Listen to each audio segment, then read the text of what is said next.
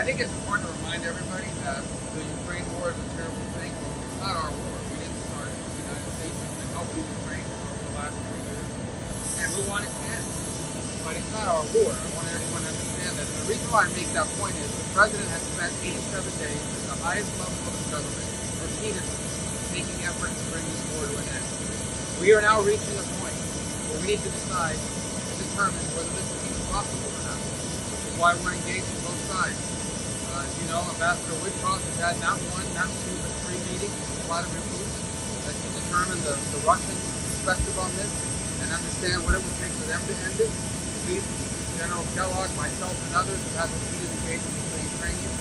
So we came here yesterday to sort of begin to talk about more specific outlines of what it might take to end the war, to try to figure out very soon, and I'm talking about a matter of days, not a matter of weeks, whether or not the war is ended.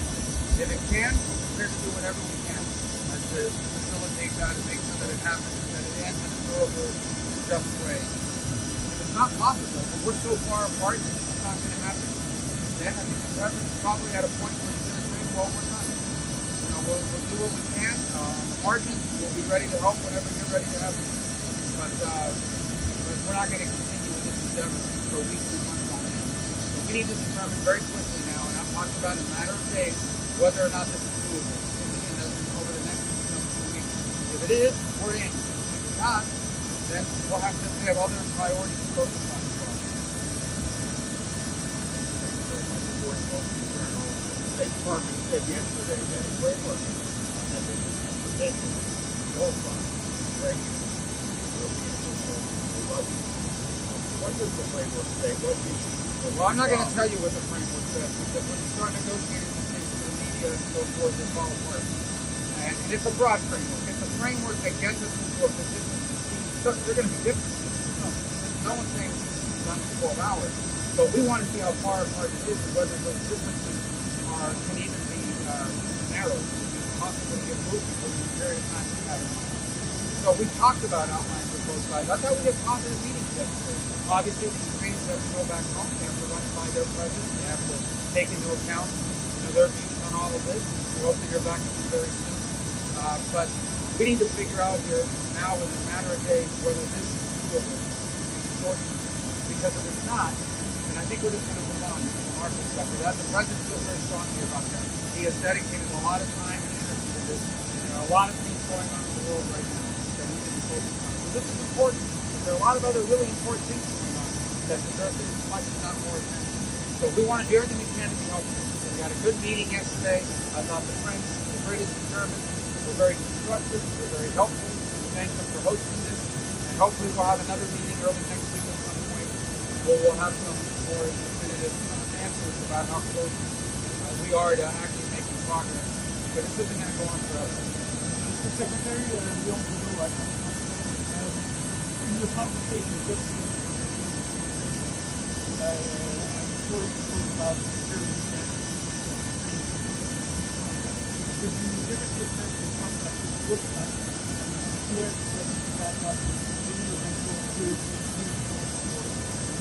Well, that gets into a level of specifics that we're not ready to discuss publicly yet. Obviously, the term security guarantees came up because they come up in every meeting we've heard about it. It's not an illegitimate desire. Every sovereign nation on earth has a right to defend itself. Ukraine will have a right to defend itself and to enter into whatever agreements it wants to enter into on a bilateral basis with different countries. So, yeah, but I don't, and that'll have to be part of any sort of conversation. Ukraine, in order to submit a condition, we recognize that Ukraine has to feel like it has the ability to defend itself in the future attack by anyone. Every country in the world has that right. But so I think everyone recognizes that Ukraine's ability to defend itself is going to be a part of the right of the country, will be a part of any agreement. But we're not working yet on that level of specifics. I think that's something we can fix and solve in a way that's acceptable to everyone. I think we have bigger challenges that we need to figure out whether it's possible. I can tell you this war has no military solution. It really doesn't. It's not going to be decided. Neither side has the capability to end this war quickly. And so what we're talking about here is avoiding thousands and thousands of people from dying over the next year. We're trying to avoid that. We saw what happened last week. People died on Palm Sunday. we're just going to see more like that. Unfortunately, we're going to see more that we're trying to prevent. But we're not going to continue to fly all over the world and do meeting after meeting after meeting if no progress is being made.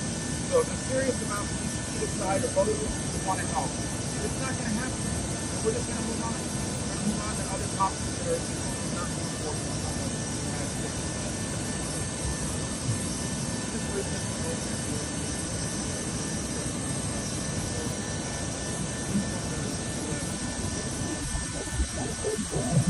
Well, it depends what the box goes on.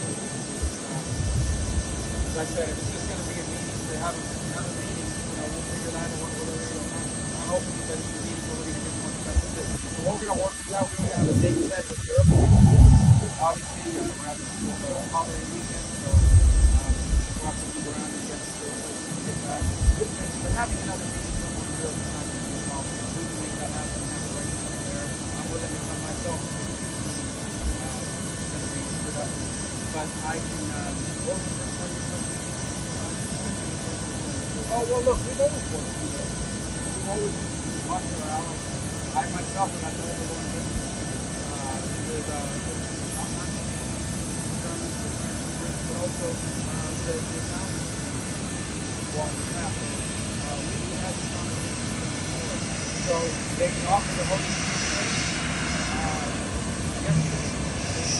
They were very helpful. They can help us. I think the UK, France, Germany could help us move the ball on this and get closer to the resolution. I thought they were very helpful in constructing their ideas. So we can welcome their input, we welcome their involvement. We think it's important. There are probably elements of this as well. I always remind everybody that part of the sanctions against Russia, many of them, are European sanctions that we can't lift. That's where it would be part of the deal. So they're going to have to be involved no matter what. If they're happening in the country of Europe, so obviously European power, because we do not what happens. We have a stake in this and we recognize it. But in the end, I think we all want the peace. I think the U.S. perspective, we spent 3 years, billions of dollars, supporting the Ukrainian side. But now we've reached the point where we have other things we have to focus on. We're prepared to be engaged with them as long as it takes. There's not indefinitely, not without progress. This is not possible. We're going to need to move on. I think the president feels strongly that we've dedicated this commitment. We've done more in 80 days than Biden ever did with this war. So we've dedicated almost the entire rest of the country to stay confident at the highest level possible, trying to achieve a peace. And if it's going to happen, we want to help. But if it's not going to happen, we need to know now because we have other things we have to do. Secretary James about this. In terms of your discussion before Mr. Lavrov yesterday, what gave you the indication that you wanted to propose they had accepted the framework prior already? Now, from your discussion, why did you not go Look, I spoke to Mr. Lavrov yesterday because when we have these kinds of meetings, it's important for you to communicate to the other side. Otherwise, they don't know what happened. Now they're relying on rumors or whatever's out there. So I spoke to him very directly. I said, we had a meeting today. The Ukrainians proposed an outline. We didn't go into specificity about it, but I think he has an understanding of some of the elements of it. I'm sure he does. I said we thought it was constructive. We thought it was positive. But nobody rejected anything. Nobody got up from the table and walked away. They're going to go back to their capital, spend a few days mulling over it, come back to us early next week. And Hope wanted to know that the French and the British and the Germans were very constructive and helpful. That was the gist of the conversation. And I think it's important when you're dealing with things like this, especially with the Russians, we just haven't communicated with for 3.5 years. I think it's important that that communication happens. Likewise, when we've had meetings with Russians in the past, Ambassador Witkoff has traveled with the meetings, we've informed the Ukrainian side of what happened so that we don't have a breakdown in trust between the Just on Iran, though, quickly, was there any discussion yesterday with your counterparts on anything that the Iranian demonstration? Are they all concerned that the president of Iran cannot have nuclear weapons? Well, the Europeans have reported to make very steps to snap back from sanctions because Iran is clearly out of compliance with the current deal. We saw the IAEA was with Iran yesterday, issued public statements saying Iran is supposed to never been nuclear weapons. The president makes clear Iran's not going to use nuclear weapons. That's not going to happen. We're hoping that talks continue and that they're peaceful, that they can lead the country. We would all prefer a peaceful resolution. And the lasting one, it has to be something that actually has to prevent Iran from having a nuclear weapon now, but for 12, not just for 10 years, for life.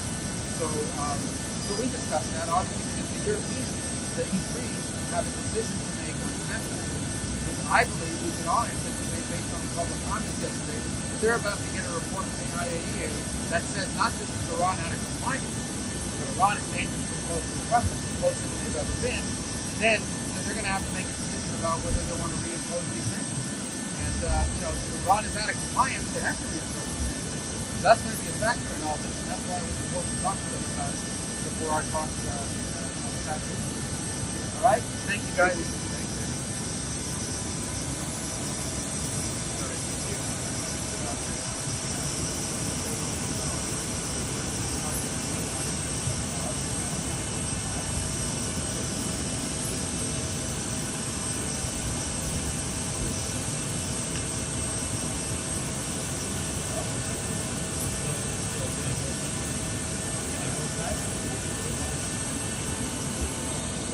All sound good?